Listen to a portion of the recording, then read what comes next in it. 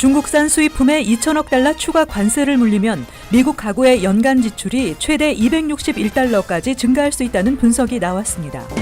부모와 격리 수용됐던 5세 미만 미립국 아동들의 가족과의 재결합 절차가 완료됐습니다. 뉴욕 한인회가 민승기 전 회장과의 소송에 필요한 변호사 비용 마련을 위해 기금 모금 골프 대회를 개최하기로 했습니다.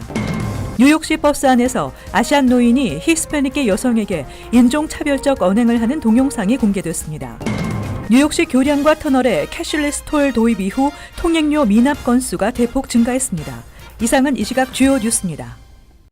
시청자 여러분 안녕하십니까? KBN 뉴스입니다. 미국이 예정대로 중국산 수입품에 2천억 달러 추가 관세를 물리면 미국 가구의 연간 지출이 최대 261달러까지 증가할 수 있다는 분석이 나왔습니다.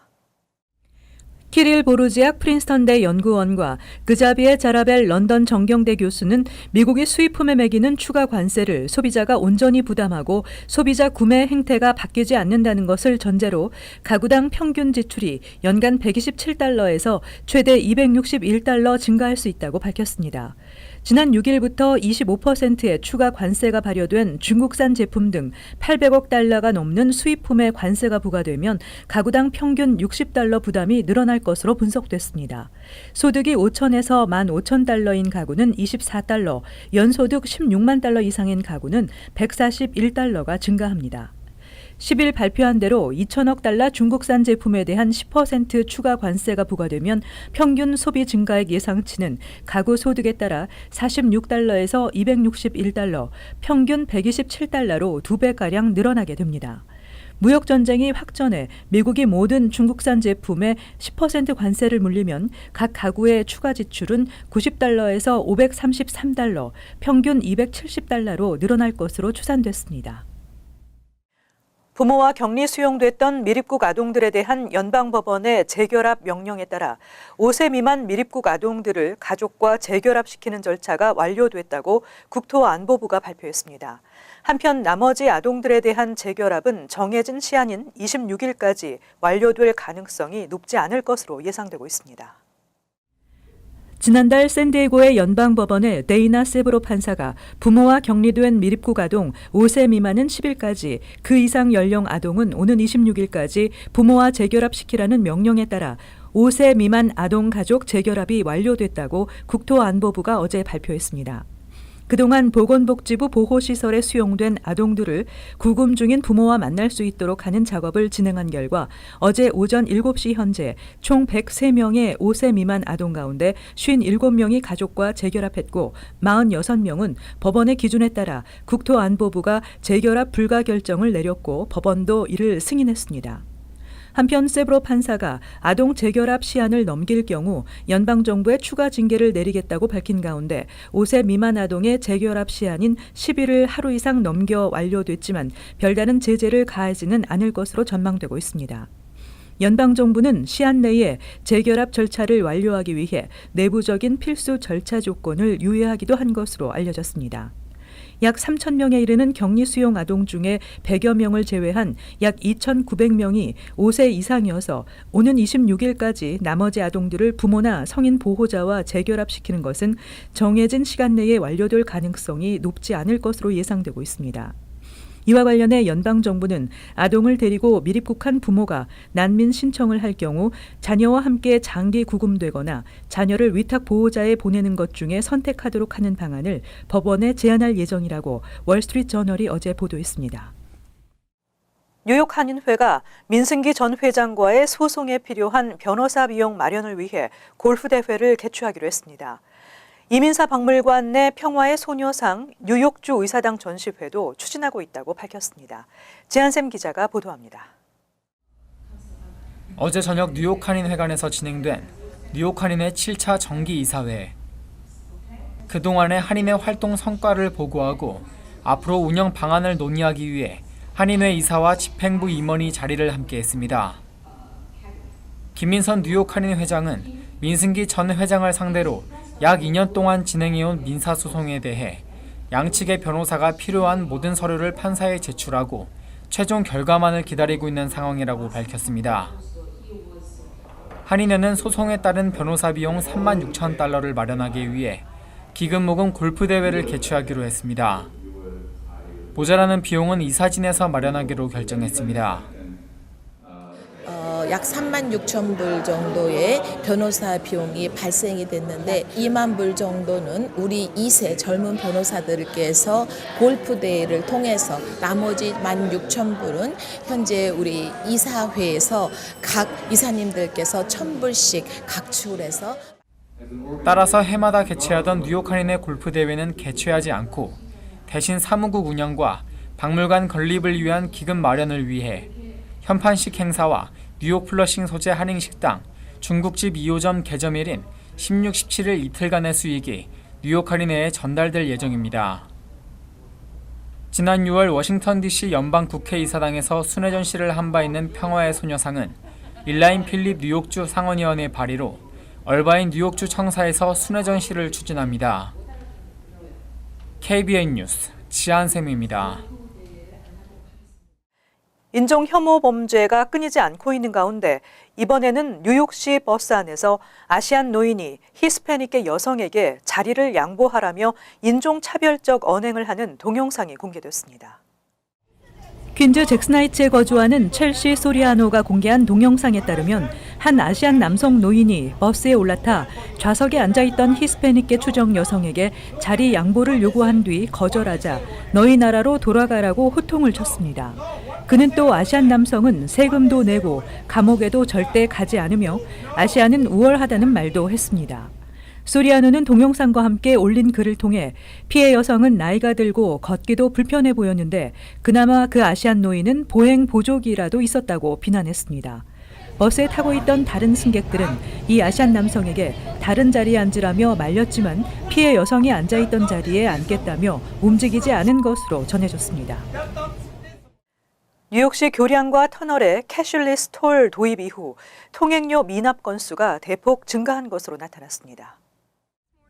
메트로폴리탄 교통공사의 캐슐리스 톨이 시행된 2017년 1월부터 8월 20일 사이 통행료 미납 건수가 19만 9천여 건으로 집계됐으며 미납 금액도 164만 9천 달러에 달했다고 토머스 디나폴리 뉴욕주 감사원장이 발표했습니다. 이는 2016년 한 해 동안 발생한 미납 건수인 4만 7천 건보다 무려 15만 건 더 많은 것입니다. 디나폴리 감사원장은 이와 관련해 캐슐리스 톨 운영을 위해 설치된 오픈로드 톨링 시스템의 번호판 추적 기능이 원활하지 않은 것이 문제라고 지적하고 특히 MTA는 타주 임시 번호판 차량의 경우 타주 차량국을 통한 주소 제공에 대한 협약을 맺지 않아 요금 징수가 어려운 상황이라고 밝혔습니다.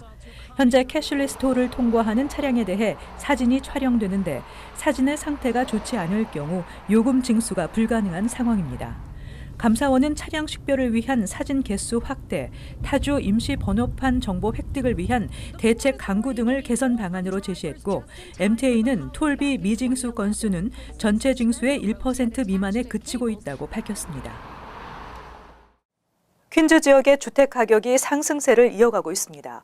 인근 브루클린의 집값이 크게 오르면서 퀸즈로 인구 유입이 늘어났기 때문인데요. 특히 퀸즈의 고급 주택 가격은 사상 최고를 기록했습니다. 올해 2분기 퀸즈와 브루클린 주택 매매 동향 보고서에 따르면 퀸즈 주택 중간 매매가는 지난해 같은 기간에 비해 1.6% 오른 55만 달러를 기록했다고 부동산 정보업체 더글라스 엘리먼이 발표했습니다. 특히 주택시장 상위 10%를 대표하는 고급 주택 중간 매매가는 4.8% 오른 131만 달러를 기록했습니다. 퀸즈 지역의 이 같은 주택 가격 상승은 브루클린의 집값이 크게 오르면서 퀸즈로 인구 유입이 늘어나 주택 수요가 공급을 초과했기 때문으로 분석되고 있습니다. 하지만 전체 주택 판매량은 6.5% 하락했으며 북부 퀸즈 집값의 경우 7.9% 떨어졌습니다. 한편 브루클린은 올 2분기 주택 중간 매매가가 지난해 같은 기간에 비해 1.9% 하락했으며 고급 주택의 중간 매매가는 2.1% 하락한 246만 달러를 나타낸 가운데 주택 공급은 18.5% 급증해 퀸즈 지역과 반대 양상을 보였습니다.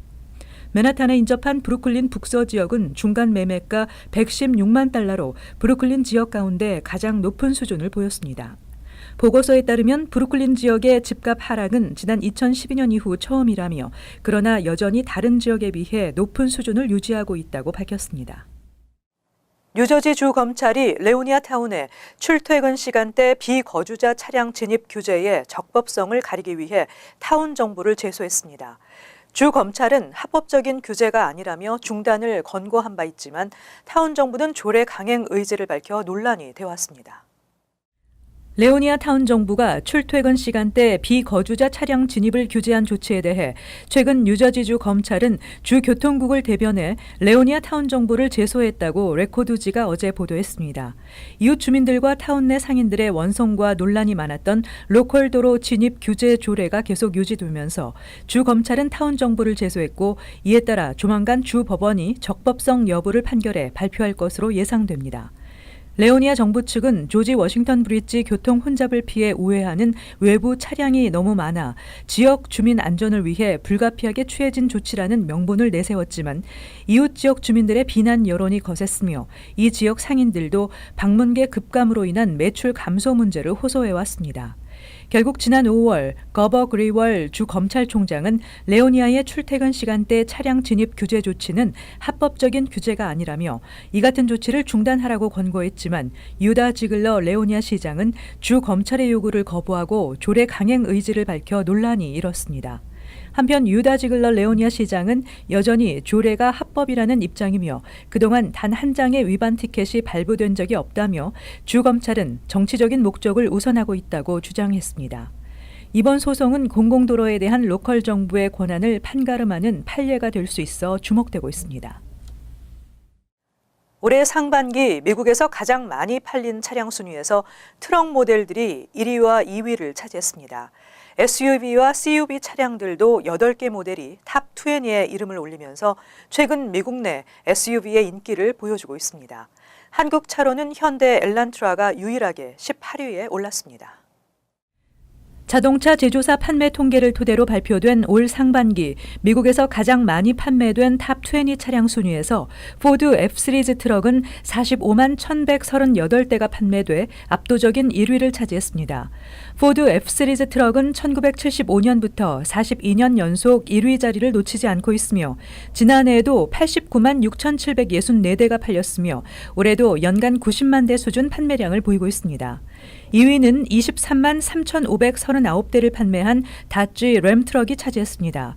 도요타 타코마 트럭도 11만 6,266대가 팔리며 13위에 랭크됐습니다. 트럭에 이어 SUV와 CUV 차량들도 8개 모델이 탑 20에 이름을 올리며 최근 미국 내 SUV의 인기를 실감케 했습니다. 닛산 로그와 토요타 RAV4, 혼다 CR-V가 3, 4, 5위에 올랐으며 에스케이프, 집 랭귤러, 토요타 하일랜더, 포드 익스플로러, 집 그랜 체로키 등의 SUV와 CUV 차량들이 탑 20 순위에 포함됐습니다.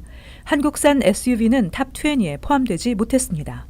도요타의 중형 세단 캠리는 올 상반기 17만 8,795대가 팔리며 미국에서 가장 많이 팔린 승용차 기록을 세웠지만 판매 순위는 6위로 밀렸습니다. 한국 차량 중 미국에서 가장 많이 팔린 차량은 현대 엘란트라로 올 상반기 9만 9,728대가 판매되며 18위에 랭크됐습니다. 아마존이 프라임 회원들을 위한 획기적인 세일 이벤트를 오는 16일 실시하겠다고 발표한 가운데 월마트 등 대형 유통업체들이 맞대응 작전에 나섰습니다. 오는 16일 시작되는 아마존 프라임데이에 대응하기 위해 월마트, 콜스, 메이시스 등이 대형 할인 이벤트를 마련했다고 머니 매거진 등이 보도했습니다. 특히 월마트는 일부 TV 제품을 1년 중 가장 저렴하게 판매한다는 블랙 프라이데이 세일보다 더 낮은 가격에 선보였습니다.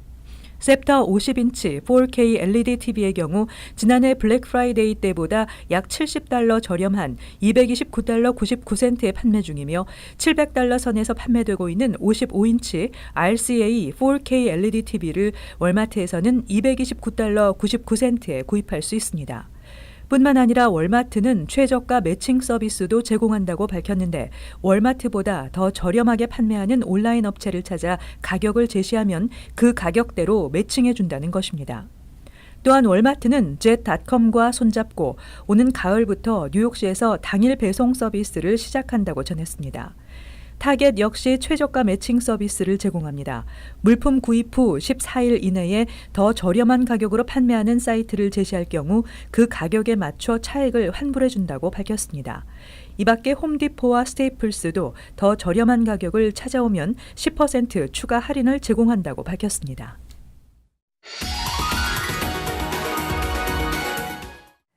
이어서 LA 지역 한인사회 소식입니다. 올해 들어 교내 총격 사건이 급격히 늘면서 연방정부가 이에 대한 예방 지침을 발표했습니다. 비밀 경호국은 오늘 학교 총기 사고 해법 관련 내용의 가이드라인을 발표하고 미 전역 모든 학교가 이를 따를 것을 조언했습니다. 특히 지침에는 교내 총격 사건을 줄이기 위해선 미 전역의 각 학교가 정신건강과 법 집행 그리고 교육 전문가들을 고용해 문제아를 진단할 수 있는 특수팀을 구성해야 한다는 내용이 포함되어 있습니다. 이와 관련해 비밀 경호국 측은 학생들 사이에 의심스러운 점을 미리 발견하고 치료하는 것이 가장 중요하다며 이 같은 지침을 실행할 경우 학교에서 총격 위험이나 교내 폭력 예방 등에 큰 도움이 될 것으로 기대했습니다. 미국의 지난달 소비자 물가지수 상승률이 6년 만에 최고치를 기록했습니다.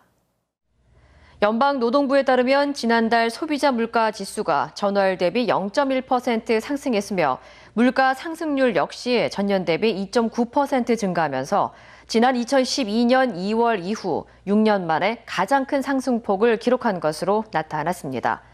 당국은 소비자 물가 상승은 가솔린 가격과 자동차 보험 그리고 렌트비 등 대부분의 분야에서 물가가 영향을 받은 것으로 분석했습니다. 또 임금 상승세는 저조한 것으로 나타나면서 인플레이션 압력이 더욱 커질 것이라는 우려도 나오고 있습니다. 이어서 간추린 소식입니다.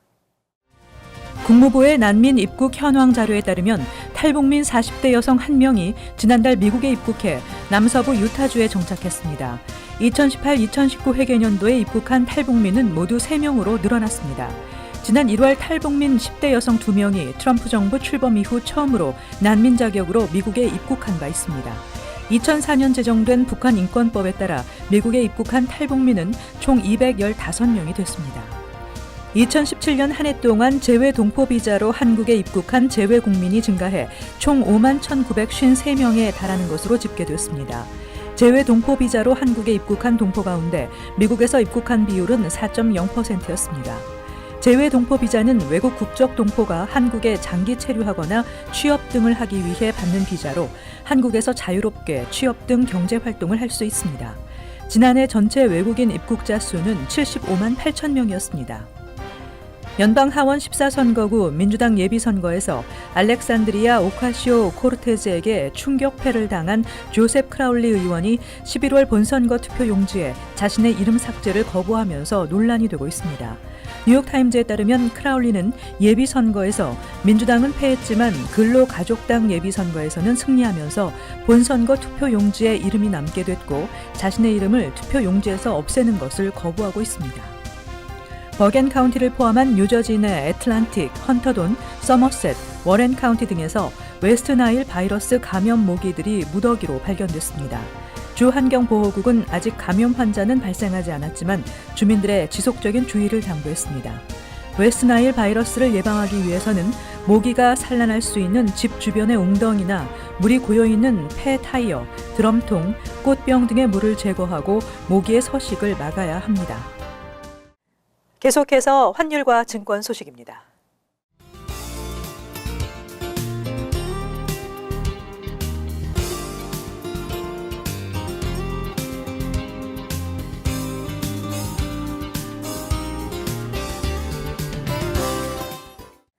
끝으로 날씨 전해드립니다. 토요일 대체로 맑겠으나 습도가 높고 무더운 날씨 예상됩니다. 낮 최고 기온은 화씨 90도, 섭씨 영상 32도, 밤 최저 기온은 74도, 섭씨 영상 23도. 일요일 흐리고 습도가 높겠고 곳에 따라 소나기가 예상됩니다. 월요일 대체로 맑겠습니다. 이상으로 KBN 뉴스를 마칩니다. 즐거운 주말 되시기 바랍니다.